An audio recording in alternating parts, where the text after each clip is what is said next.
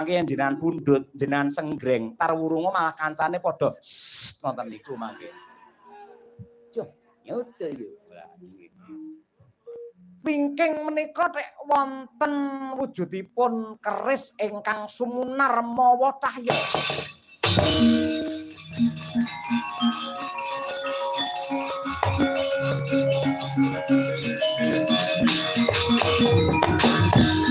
Kula pengin ningali napa pareng.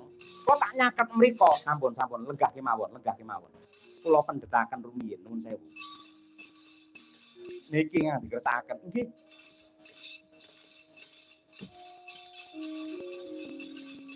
Pusaka menapa menika? Menika barang enggal nembe kemawon kula pikantuk. Naminipun keris dapur Tilamsari. Bedoripun udan mas. Kangge ingkang pitaya, ingkang percaya lho. Keris dapur Tilamsari niku sinten kemawon ingkang gaduh lan kagungan gesangipun badhe tentrem kebak kamulyan. Upami bebojoan bakal urip atut runtut bagya mulya.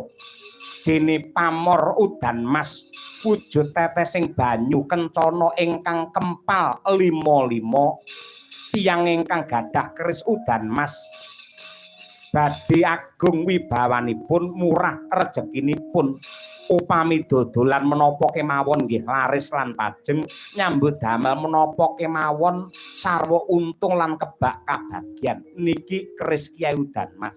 Pusaka pundi menika? Menika pusaka Mandaraka.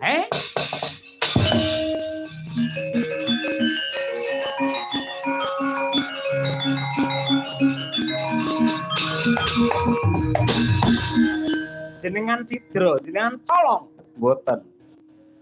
Sirikan kangge kula nyolong gaman, nyolong pusaka niku sirikan. Sami kemawon mejahi dhumateng sandang pangan kula piyambak. Kok saged dumugi mriki? Wonten ingkang nyadi. Lho, sinten? Putra saking Prabu Salyapati ingkang kekasih Raden Rukmarata. Lho. Kakang Rukmarata ingkang nyadi. Nggih. Disade pinten? Menawi nawakaken kula wau mboten sadipun rembakah. Ning menika nuwun sewu mboten kula sadi badhe kula damel piyambak kemawon. Mangke riyen to, mangke riyen.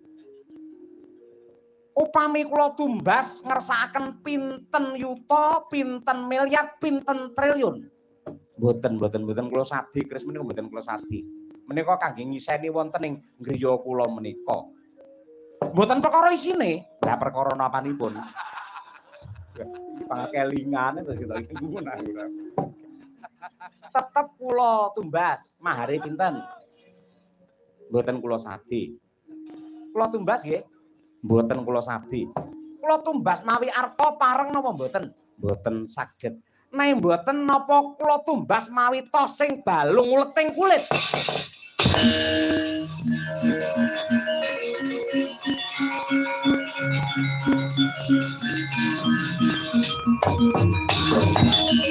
Kyai Udan Mas menika pusaka ing negari Mandaraka simbol kamulyanipun tiyang Mandaraka ngantos dados sarana anjalari Po Prabu Salyapati nandhang gerah.